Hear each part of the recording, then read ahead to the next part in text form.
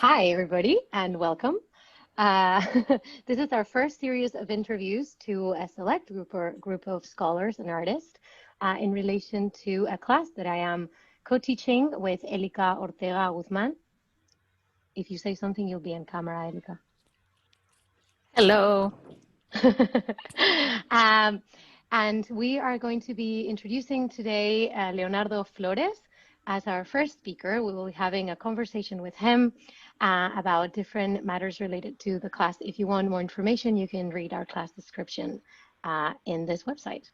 So Professor Leonardo Flores is chair of the English department at Appalachian State University. He taught at the English department at University of Puerto Maiaguez campus from 1994 to 2019. He's also president of the Electronic Literature Organization. He was also the 2012 to 2013 Fulbright Scholar in Digital Culture at the University of Bergen in Norway. His research areas are electronic literature and its preservation via criticism, documentation, and digital archives. He's also the creator of a scholarly blogging project titled I Love E-Poetry, co-editor of the Electronic Literature Collection Volume 3, and has a Spanish language e-lit column in 80 grados. He is currently co-editing the first anthology of Latin American electronic literature. And if you want to know more about the many things that Leo does, you can visit his website at leonardoflores.net. I think Elika will start this conversation. Thank you, Alex. Thank you, Leo, so much for agreeing to talk to us. It's really wonderful to have you particularly come to this class. Thank you both for the invitation. Yeah, of course. So we have a few questions that we'd like to ask you. Surely we're going to take some detours, and that's totally fine. But we'll get started. So this week, we're really focusing on the basis of electronic literature.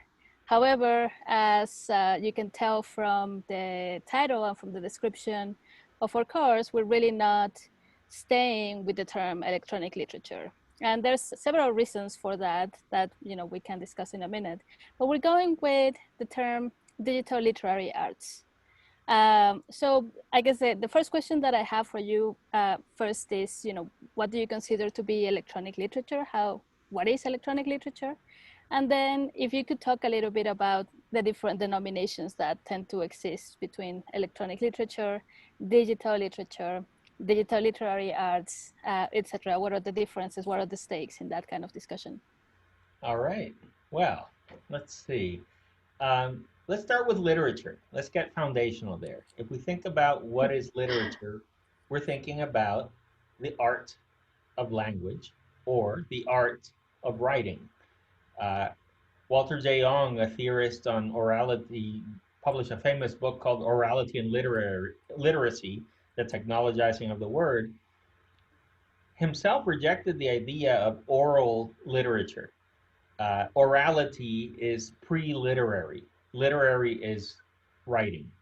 So if we think of poetry, right? Poetry is a technology for memory, as Ong theorized. And of course, it is written down, and for the past few thousand years, poetry has survived in both oral form, but also in written form. And that is how it gets published and circulates. Though now we have YouTube, for instance. But using the technology of writing and print, poetry was able to circulate. Narrative starts orally, really develops in writing. And so the novel, for example, is it's called novel, and it means new, right? And it's a fairly recent, as in just a few centuries old, recent literary form. Mm-hmm. So what we understand as literature was shaped by the technology of writing on the page, laying ink on paper, whether it's through pens and different kinds of writing implements, or keyboards, or typewriters, and really the technology of print for mass producing formats like the book that can circulate. So our very notion of literature is based on concepts of artistic writing, right? So it's writing that it's the art of words and the art of writing. Now, what happens when you start adding electronic to it?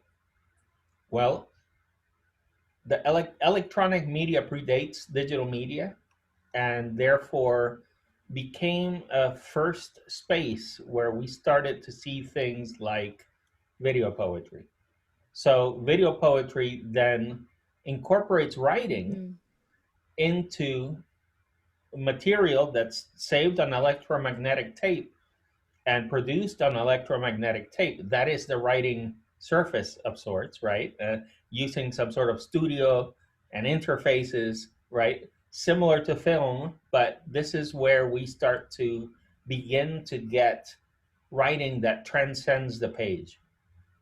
For instance, Eduardo Kac wrote a piece called Now, in which he is using LED language projectors, you know, these scrollers. And that was an electronic pre-digital technology. So part of the reason we talk about electronic literature is because there's some early predecessor forms, right? Of course, the digital requires electricity, and therefore we could say is electronic, but electronic is a sort of large umbrella term. But then there's also a kind of historical thing. Back in the 90s, when things were going digital, everything was electronic this and electronic that. Email, for example, electronic mail.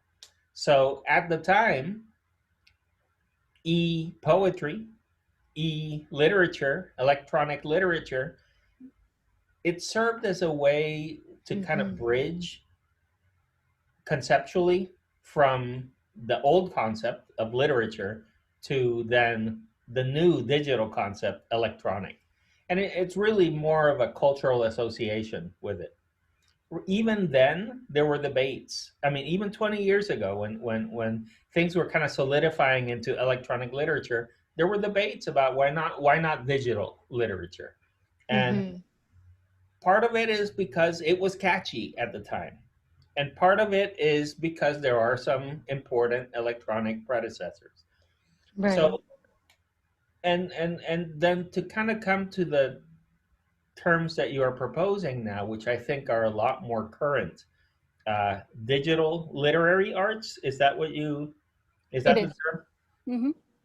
What's interesting here is that digital media allows us to bring in audio, video, visual information, text, programming, all kinds of materials that we can then bring together, right? And so electronic literature has a lot of intermedia or multimedia or multimodal elements.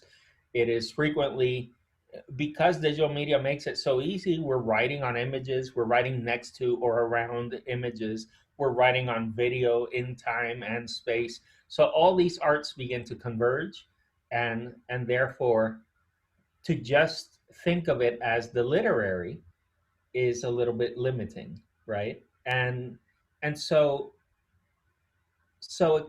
we come back around to the question, if there's all these arts that are digital and they're all coming together, for example, video games have a lot of interactivity, narrative, all kinds of things, then why consider it literary? Or what is the literary interest in these pieces, right? So for example, there are a lot of wonderful video games that tell stories, but maybe have no writing. There's no language in it. Or, I mean, it's not legible to the player reader. It is in the code, right? And there may be a literary element down there in the code, but the experience that people are having are not literary aesthetic experiences. They're not engagements with language. And therefore, I think, even though they may be very literary, right, in their qualities, they're not literature in the sense that it's not provoking an aesthetic experience through language. Right. So go ahead. No, I was just going to intersect because I think this is a good sort of way to go into our next question that has a lot to do with this ways of reading, you know, thinking that a sort of dominant approach to this works that you're talking about has been a formalist approach, right? Establishing genres, modalities, rhetorical figures, even generations. And so why is that? What's the importance of thinking about this works from a materialist perspective as well? Well, this belies a little bit of my own formation. I'm a formalist at heart. I'm fascinated by how the materials we're working with shape, right, the form. And in my own, before discovering electronic literature, I did research on comics. And I was really fascinated by the language of comics and how text and image can coexist, image and image work together to communicate with one another. I also am fascinated by film and the language of film. So I think it's important at a foundational level to understand things from a formal and even pushing formalism kind of beyond formalism into media studies and platform studies to see what are the affordances. So it's not like the old-fashioned formalism. It's a sort of updated formalism that's really looking at platform media and then how that radiates into cultural contexts as well.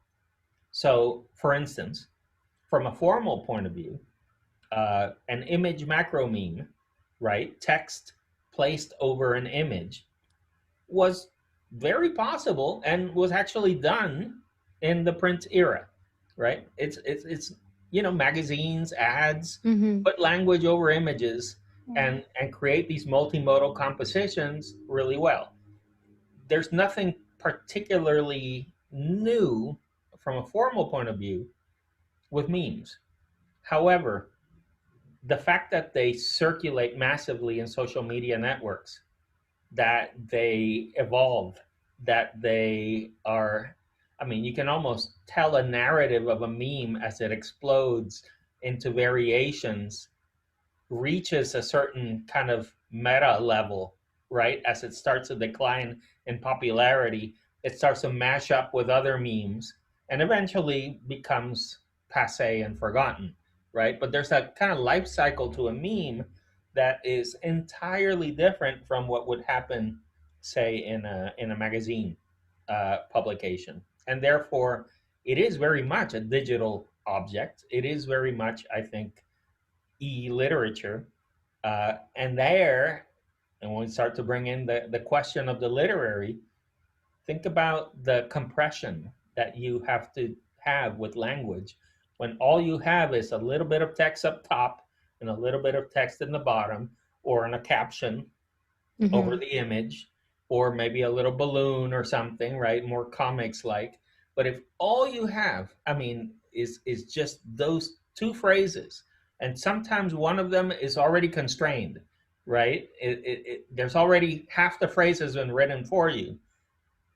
You're really talking about a level of compression, of language compression, that's equivalent to a haiku, that's equivalent to a couplet, right? These are, in many cases, using the poetic function of language in a powerful way.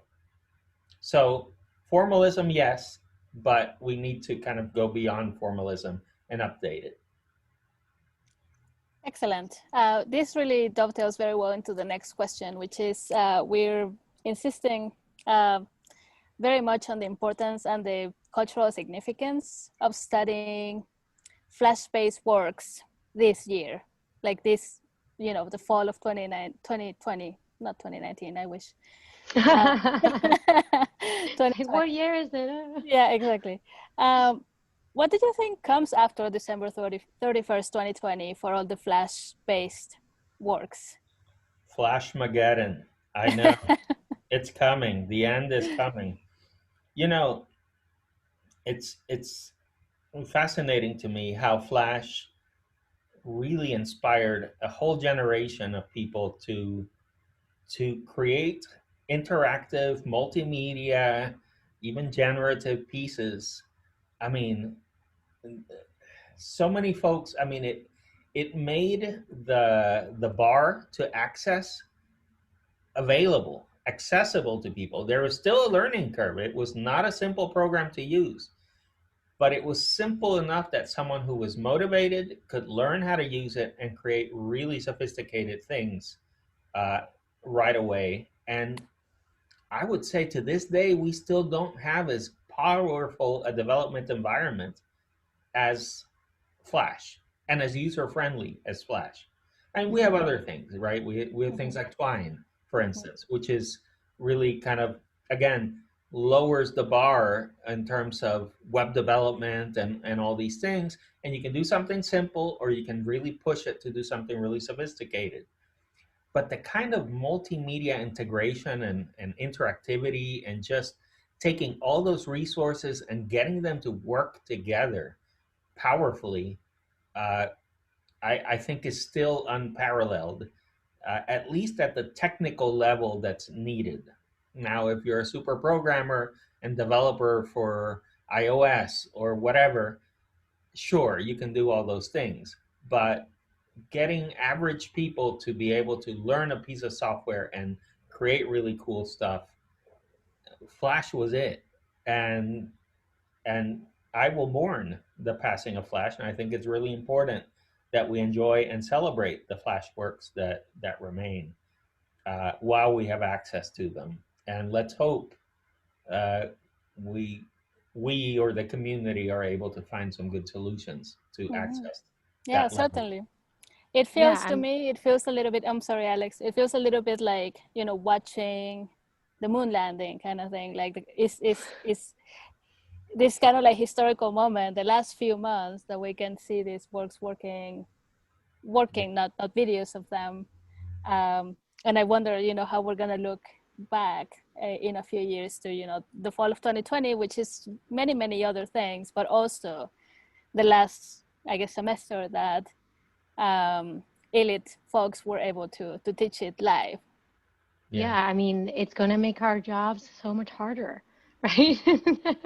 I mean, we were thinking when trying to pick pieces, right, that would work with the theory that we were trying to sort of illustrate, we were just kind of afraid. I mean, I'm thinking of all the ELIT classes that I've taught in the past and my favorite works, and what's going to happen? What am I going to teach? I'm going to teach just pure ephemera. And I mean, there's something quite interesting and poetic in itself about it, but it is just the end. Let's just hope the world doesn't end actually by 2020 or the end. Okay. Right. Honestly, but this actually back to the materials too. It's not the same to watch a Flash piece in video where you can, you know, pause it and rewind it or fast forward it versus seeing it run, and the affordances are totally different. I mean, even the ones that just run, like Dakota, or like, let's stay with that before I blank out on another example. But the ones that just run from beginning to end, I mean, even those that would sort of lend themselves a little bit better to seeing them in video format, a recording of them, you lose that kind of like, the only way to stop this is you have to close the window. Versus you can actually pause it and fast forward, rewind. And you know how long it lasts. I mean, whenever I read a Young Hee Chang Heavy Industries piece, it's a lot less stressful now that they've ported them into video. I can pause it. I can, you know, check my phone. Yeah. Before you didn't know how long you were in for it. Exactly. You could be there for a half hour. Yeah. Project for expectations. 11 minutes, 8 minutes, and you can't look away. I mean, when we go to a movie, we do this when we go to movies with subtitles, let's say. Well, when we went to the movies. I miss the movies.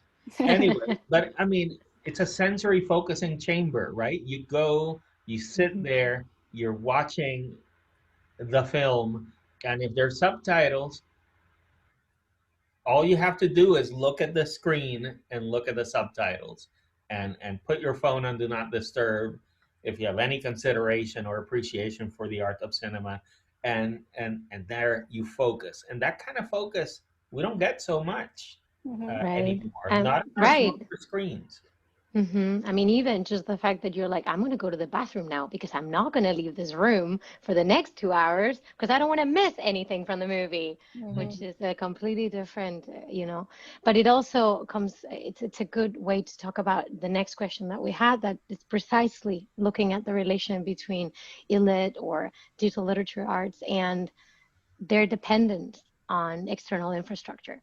Not just something like Flash, but largely like connectivity networks or other material infrastructures, big corporations, How do you think works of electronic literature relate to this connection and this dependence? I mean, one way to think about it will be the environmental impact of digital technologies, right? But another way of thinking about it maybe is thinking of works that are built from materials produced by other folks, other technologies. And I'm not talking about Flash, but maybe your conception of third generation electronic literature, right? How do you think that what is the relation between electronic literature and those other infrastructures, either because they're built by somebody else or because they exist in the world, right? I mean, it's such a material connection.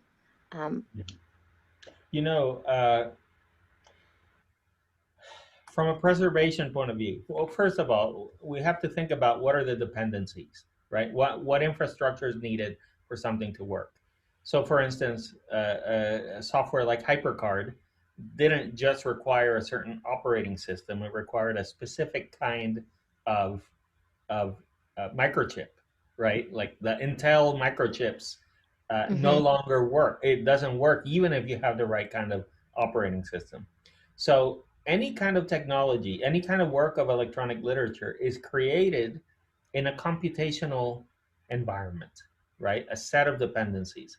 And that could go as deep as the hardware. It could be software. It could be network connectivity. It could be services that are out there that you then access, right? There's a ton of Twitter bots, for example, that reference online dictionaries, right? To query, to request a particular synonym or word or something. So you have these services. When those APIs get closed or they change their protocol, if you don't update it, it breaks. If you suddenly start charging, maybe the artist doesn't want to pay for that service, et cetera, et cetera. So you have a lot of, each piece, you have to think about what are its dependencies. Now, and of course, that's the real challenge. As time passes, every time a piece created, say in 1999 for the web of that time, and let's say it's just straight up HTML, maybe a little JavaScript, right? And some images and maybe some audio files, right? That piece that we would think is fairly stable using open standards. Think of Ana Maria Uribe's Anipoemas, right? Did you know that those have sound? I did, yes. So, but the thing is, when we go with a modern browser, those sound files that are in the code that they should autoplay don't, because they are in obsolete formats that contemporary browsers do not recognize. Not only that, depending on the browser, and this is one of the few things Internet Explorer is kind of good for. I guess it's now Edge or something. But anyways, they were the best at backwards compatibility. It actually knows how to read the code of 20 years ago. And so, for instance, some things like autoplay sound is deprecated. Back when there was GeoCities and all of these different free services and MySpace, you'd go to a website and music would play, right? You remember that? Yeah. I remember my MySpace page. I was so excited about my music on it. That all went away. I mean, they suspended that. And so, I mean, pop-up blockers damage pieces that require pop-ups, which was a fine convention until the evil forces of advertising used it to hijack people's browsers and other malicious exploits. Frames. are bye-bye, right? You can still kind of make it work, and they still know how to understand them, but they're not part of how we design websites nowadays. Mm-hmm. So the entire computational environment changes. So one strategy for preservation, and this will work with Flash. The problem is we have to burn some calories. We have to, it's not accessible to the masses. But right now, one can request a virtual machine, say running Windows XP. And you can take that Windows XP that comes with an out-of-the-box Internet Explorer that will run the, say code from 15 years ago, 20 years ago, right? XP is sort of a 2005, 2004, right? So if you were to take that and go find yourself a vintage Flash player and install it in that virtual operating system, then in that virtual machine, you could see Flash, right? So Flash isn't gone. It's just that the computational environment no longer supports it in a massive way. And therefore, people won't burn those calories, go through those extra steps to be able to access those works. Right. But specialists who want to study it will be able to do it. I think part of the challenge is we need to archive everything, like entire operating systems, entire software libraries with all the versions and all the updates. We need to save everything so that then we can access these things and study them. And I think Library of Congress and National Archives and all of these, I think our government needs to do better, and request and demand that companies such as Adobe, as they close out something like Flash, that they make available the file specifications and make that which is closed source more open so that preservation efforts can happen if they're not going to do it. So I think these companies need to be held accountable. And the only way to do this is government. You need the government to kind of force them to do it. So before, that is a lot to think about. And I guess our hopes for those things happening lately are not super high. But it makes me think about something we were discussing before we started recording, which is this, I guess to a certain extent we could consider it a dependency on the web itself, and how many more should we call them platforms or just context, I wonder, there are that are perhaps underutilized, in part because of the overhead to get started and the entry barriers and so on that we were discussing. I don't know if you wanted to, we stopped you when we were talking about that, but I don't know if you want to elaborate. Well, I think, and to kind of also answer that sort of neglected part of third generation electronic literature, I think the barrier to access that people have using, their pocket computer. Let's talk about what people have in their hands, right? These are powerful pocket computers, right? That we, give us the ability to make videos, write on these videos, share those videos, to create images, to do all kinds of sharing, to do all kinds of artistic digital writing, whether our intent is literary or not, right? And that's where we start getting to some of the tricky parts of the concept of literature and electronic literature, and then when we think of third generation electronic literature, because you have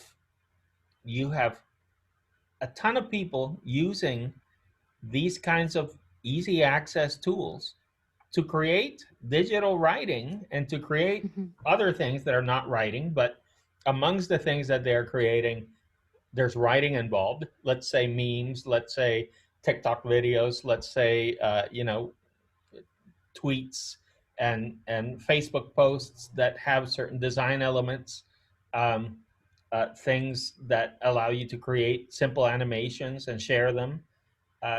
It's training people to do a kind of writing that goes beyond the page, right?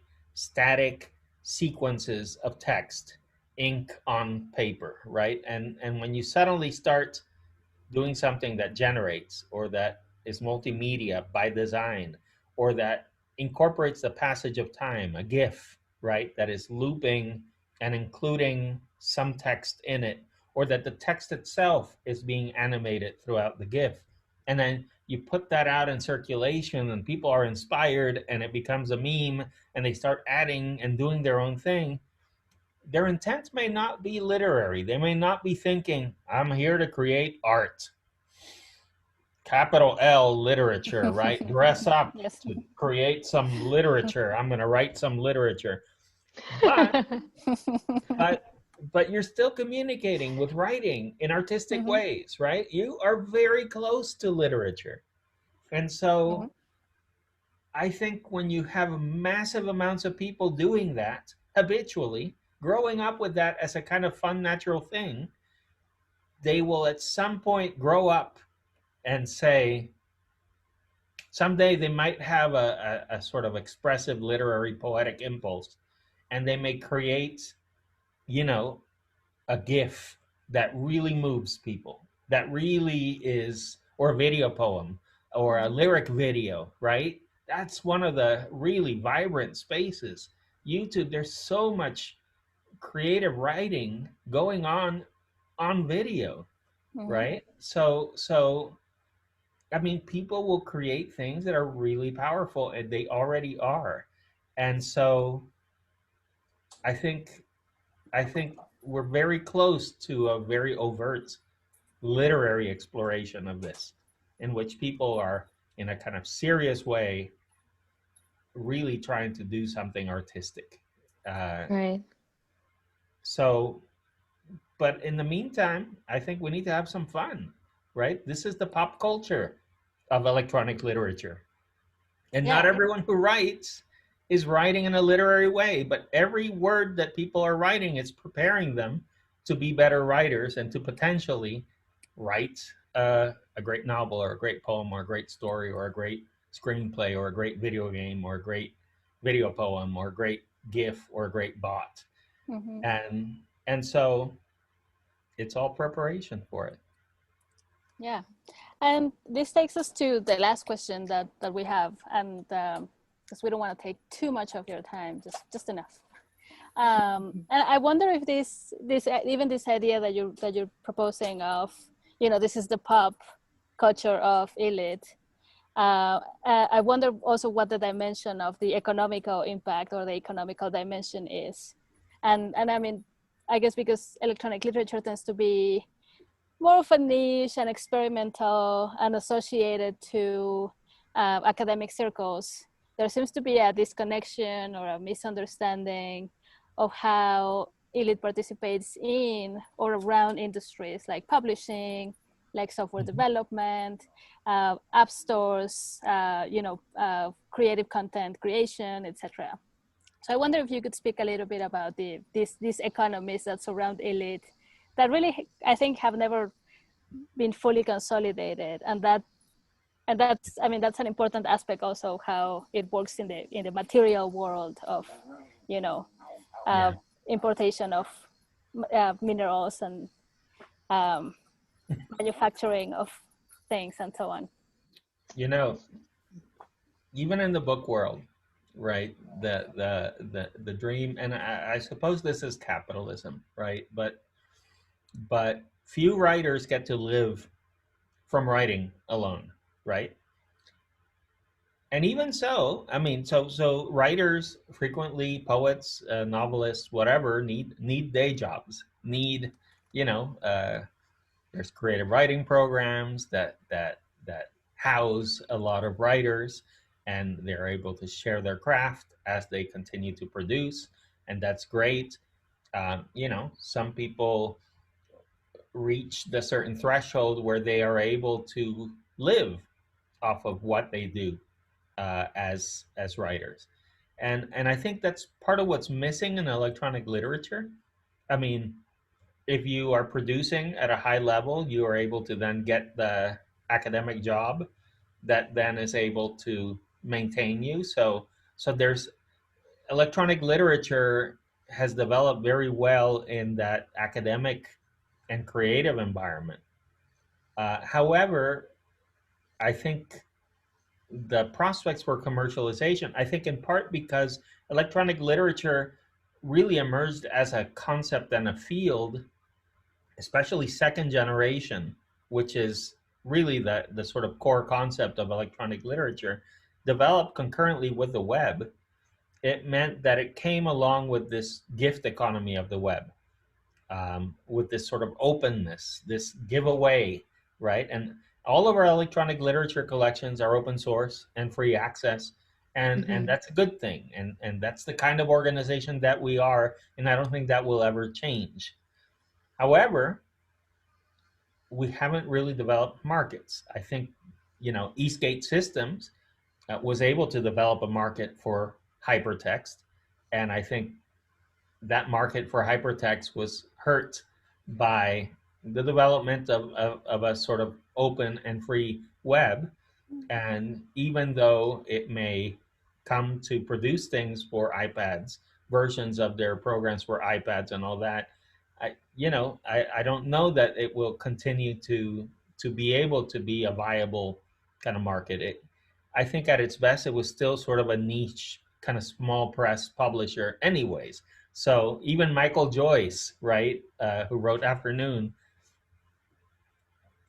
I don't think he was going to live off of Afternoon, like it's so I think we need a path, right? And one of the things we're seeing with what I call third generation ELIT is that people are creating pieces that go viral, that are supported through crowdfunding, that are supported through app sales, that are supported in ways that are not the academic economy, the prestige economy, right?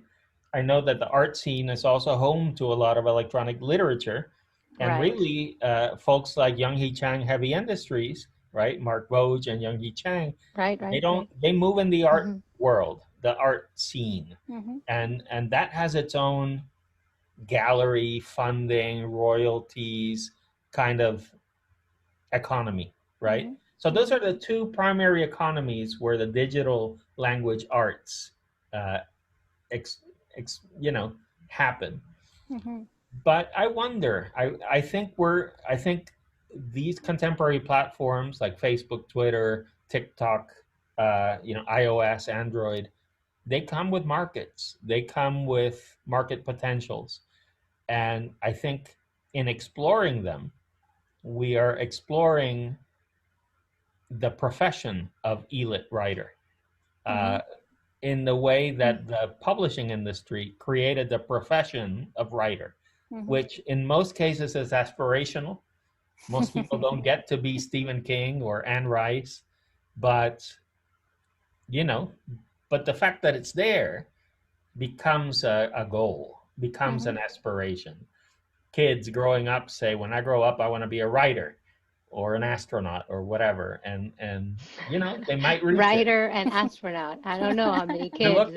That's what I used to say, writer or astronaut. And I think space is out at this point, but writer, I write. So anyway, So I would say we need to keep exploring these possibilities, and that's where that publication initiative that I was talking about earlier may come in handy. And students, by the time this goes live, I think the other thing will be live, so you'll know what we're talking about, and Alex will hook you up to that. But for now, we'll keep it as our little secret. Excellent. Sounds good, and it's a great way to end this fabulous conversation. Thank you so much, Leo, and we will share this, and if we have any comments that come from it, we'll share them with you. That's okay. Oh, thank you so much. It's been great talking to you both. And I envy your students. They're in for a treat. They have the two of you to Oh, guide thank you them so through a much. wonderful exploration. So have a great semester, and I'm at your service. Thank you, Thank Leo. you so much. Thanks. Bye-bye, everybody. Thank you. Bye. Bye.